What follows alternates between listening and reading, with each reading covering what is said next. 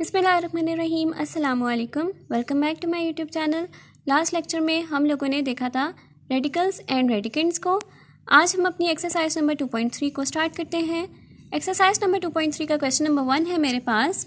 Right each radical expression in exponential form and each exponential form in radical notation do not simplify.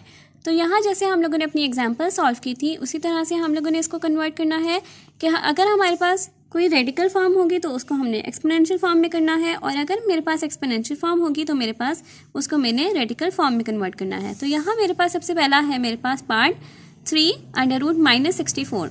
तो यहाँ मैंने क्या करना है, सबसे पहले अगर मैं 64 को देखती हूँ तो मैं यहाँ पे क्या करूँगी, क्योंकि मैंने यहाँ पे n जो है उसको मैंने कैंसिल करना होता है, ये मेरे पास फर्स्ट टारगेट होता है। तो मैं यहाँ इसको देखती हूँ, अगर मैं 2 का देखूँ, 2 का क्यूब, मैंने सबसे पहले क्यूब देखना है क्योंकि मेरे पास यहाँ जो पावर है वो मेरे पास क्यूब है, मैंने इसको ख़त्म करना है। 2 का क्यूब मेरे पास होता है 8, तो मैं यहाँ पे 2 का क्यूब नहीं यूज़ कर सकती क्योंकि 2 × 2 4, 4 × 2 8 होता है। 3 को अगर मैं देखूँ तो मेरे पास 3 × 3 9, 9 × 3 मेरे पास होता है 27, उसको भी यूज़ नहीं कर सकती। 4 का मैं देखती हूँ क्यूब, मेरे पास 4 × 4 16, 16 × 4 मेरे पास होता है 64। तो मैं यहाँ पे 4 का क्यूब जो है उसको यूज़ कर सकती हूँ। तो मेरे पास यहाँ क्या होगा, मेरे पास यहाँ सबसे पहले मैं इसको लिखूँगी -64 1/3, जो मेरे पास यहाँ पे पावर जो है वो मेरे पास एक्सपोनेंट में आएगी। नेक्स्ट मेरे पास क्या है, यहाँ मेरे पास हो जाएगा -4 की पावर 3, जो मेरे पास बनती है 64 1/n। तो यहाँ मेरे पास क्या है, मेरे पास है 4, 3 × 1/3, तो मेरे पास 3 से कट हुआ, तो मेरे पास सिर्फ 4 जो है -4 जो है वो मेरे पास इसको सॉल्व करके यहाँ पे रह जाता है। अब नेक्स्ट मेरे पास क्या है, मेरे पास है 2 की पावर 3/5, जो मेरे पास है एक्सपोनेंशियल फॉर्म में, मैंने इसको कन्वर्ट करना है रेडिकल फॉर्म में। तो सबसे पहले मैं क्या करूँगी, 1/n जो है उसको मैं साइड पे कर दूँगी। तो मेरे पास यहाँ क्या रह जाएगा, मेरे पास 3 × 1/5 रह गया। अब यहाँ मेरे पास 1/5 जो होता है वो किस फॉर्म में होता है, वो मेरे पास होता है 1/n की फॉर्म में। तो यानी मेरे पास क्या हुआ, मेरे पास यहाँ पे 1/5 जो है वो मेरे पास इस तरह से रह गया। इसको सॉल्व करके मेरे पास यहाँ क्या बनता है 5, क्योंकि मेरे पास ये जो 1/5 है वो मेरे पास बनता है 5 √2 की पावर 3, जिसको मैं यहाँ पे लिख सकती हूँ यहाँ पे 5। 2 का क्यूब मेरे पास होता है 8, तो मेरे पास यहाँ बना 5/8।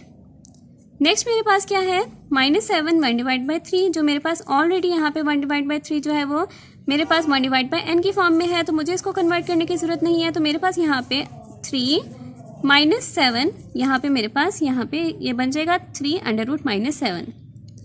नेक्स्ट मेरे पास क्या है, y -2/3, तो मैं सबसे पहले क्या करूँगी, -2 को अंदर साइड पे कर दूँगी, और यहाँ मेरे पास 1/n जो है उसको मैं साइड पे कर दूँगी।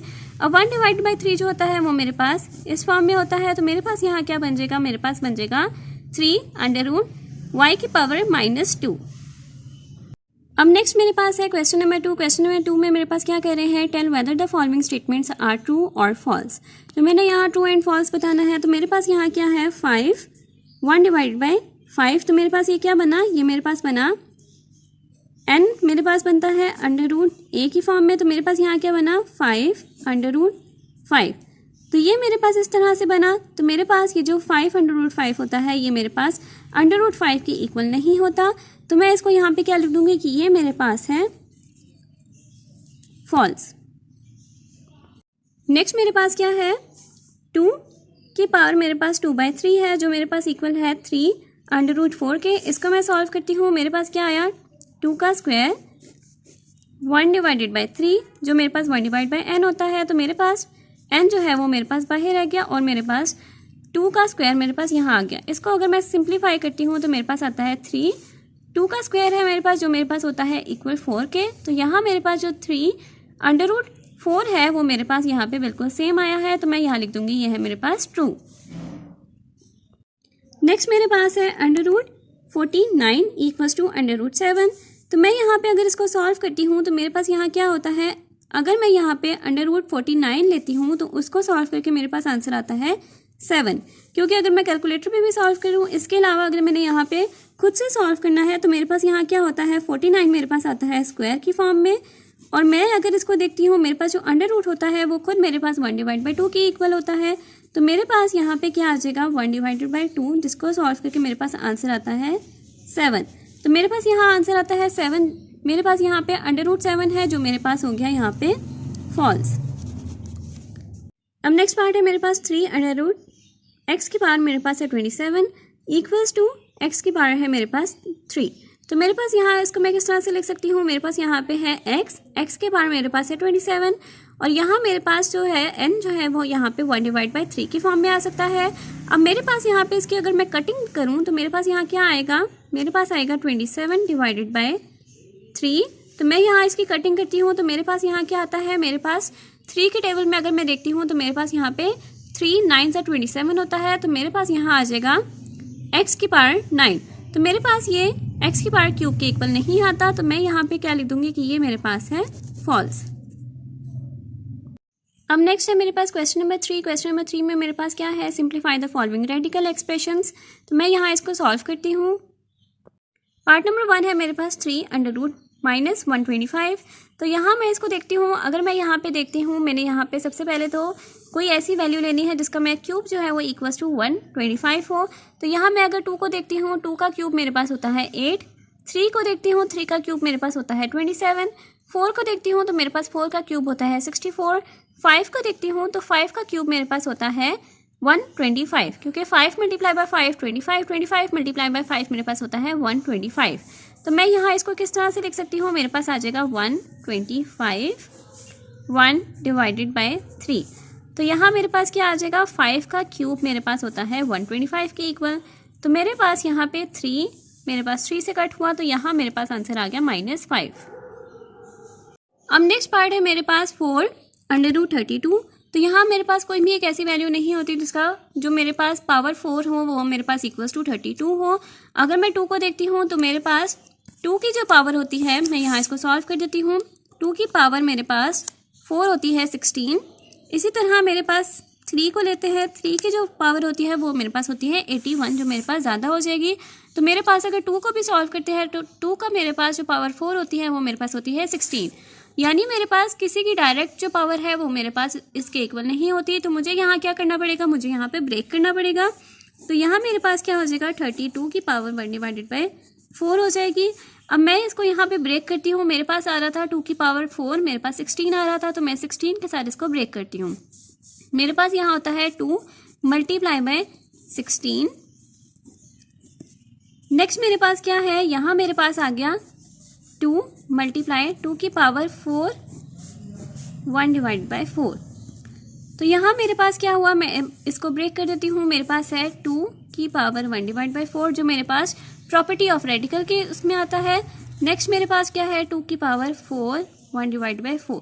तो यहाँ ये चीज़ मेरे पास यहाँ पे पावर जो है वो मेरे पास कट हो गई। अब यहाँ मेरे पास इसको मैं सॉल्व करती हूँ तो मेरे पास यहाँ इसको सॉल्व नहीं किया जा सकता, तो मैं इसको डायरेक्ट ये लिख दूंगी कि ये मेरे पास है 4 की पावर मेरे पास 2 है। और यहाँ मेरे पास क्या आया, मेरे पास यहाँ आया 2। तो यानी मेरे पास इसको सॉल्व करके आंसर आता है 2 × 4 √2।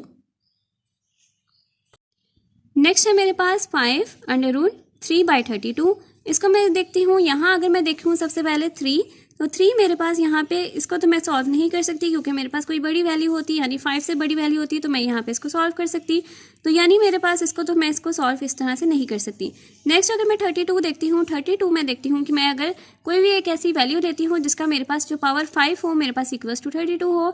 तो सबसे पहले मैं 2 को देखती हूँ, 2 की पावर मैं 5 निकालती हूँ, तो मेरे पास यहाँ क्या आता है 2 की पावर 5 मेरे पास होता है 32। यानी मेरे पास क्या हुआ, यहाँ मैं इसको इस तरह से लिख दूंगी √32, जो मेरे पास है प्रॉपर्टी ऑफ रेडिकल। 5√3 को तो मैं इसी तरह से लिख रहने दूंगी क्योंकि मैं इसको सिंप्लीफाई नहीं कर सकती। यहाँ मेरे पास क्या हुआ, मेरे पास है 32 की पावर 1/5। नेक्स्ट मेरे पास क्या हुआ, 5 मेरे पास 3 हो गया। नेक्स्ट मेरे पास क्या है, मैंने यहाँ पे 2 की पावर जैसे 5 निकाली थी तो वो मेरे पास था 32। तो यहाँ मेरे पास 5 से कट हुआ, तो मेरे पास यहाँ क्या हुआ 5√3 और यहाँ मेरे पास यहाँ रह गया 2। तो यहाँ इसको सॉल्व करके मेरे पास आंसर आया 5√3/2। अब नेक्स्ट मेरे पास क्या है, मेरे पास नेक्स्ट है 3√-8 डिवाइडेड बाई 27।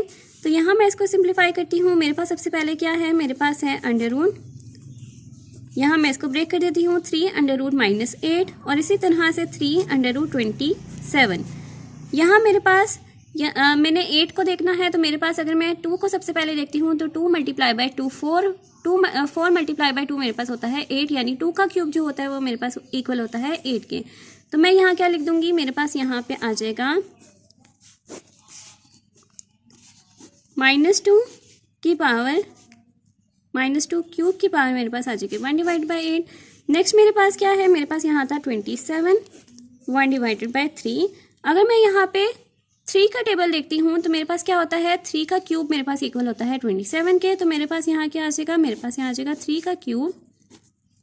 अब मेरे पास यहाँ पे कटिंग हो जाएगी, तो मेरे पास इसको सॉल्व करके आंसर क्या आया, -2 डिवाइडेड बाई 3। तो मेरे पास यहाँ पे सिंप्लीफाई हो गया।